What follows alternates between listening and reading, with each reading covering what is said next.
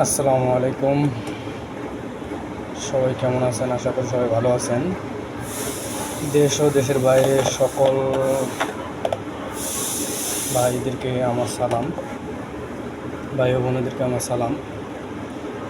আশা করি ইন্ডিয়া পাকিস্তানের যুদ্ধটা আমরা দেখতেছি প্রায় যুদ্ধ লাগারই মতো। তবে ভারতের পাশে যে কোনো মুসলিম কান্ট্রি দাঁড়ালে তার বিরুদ্ধে লুকে দাঁড়া হবে এবং পাকিস্তানের পাশে আমরা সবসময় থাকব এবং আছি।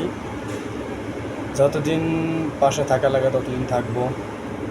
আশা করি মুসলিম কান্ট্রির পাশে সকল মুসলিম কান্ট্রি রাষ্ট্র থাকবে,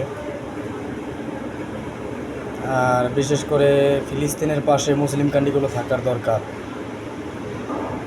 কারণ ফিলিস্তিনে অনেক নির্যাতিত হচ্ছে মানুষ, ফিলিস্তিনে অনেক কষ্টদায়ক বিষয় দেখতেছি, শিশুদের কান্নার চিৎকার। আশা করি মুসলিম কান্ট্রির পাশে থাকবে, কারণ একটা মুসলমানের পাশে থাকে। মুসলমান আমরা একজনের পাশে আরেকজনে থাকবো, এটাই মুসলমানের ধর্ম। এর পাশে অন্য অন্য ধর্মদেরকে আমরা দাওয়াত দিব যাতে মুসলিম ধর্মতে আসে।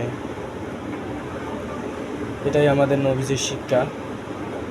আশা করি সবাই এই কথাগুলো মানবেন এবং সব রাষ্ট্রকে মানতে হবে এটাই। কারণ মুসলিম কান্ট্রি যে কটা রাষ্ট্র আছে, রাষ্ট্র হিসেবে খারাপ না, তবে মুসলিম কান্ট্রির সাথে যদি অন্য অন্য দেশে, ইহুদিদের দেশে যদি যুদ্ধ লাগে, তাহলে পাশে মুসলিম কান্ট্রিগুলো আসে না। তবে এটাই দুঃখজনক, এক মুসলমান আর এক মুসলমানের পাশে থাকবেই, কিন্তু বর্তমানে পৃথিবীর মধ্যে যেভাবে যুদ্ধ বাজতেছে, মুসলমানের কান্ট্রির সাথে ইহুদি কান্ট্রির সাথে যুদ্ধ লাগলে মুসলিম কান্ট্রি থাকে না পাশে মুসলিম কান্ট্রির সাথে।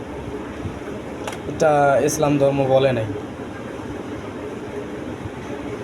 আশা করি সবাই ভিডিওটা দেখবেন এবং লাইক, কমেন্ট, শেয়ার করবেন।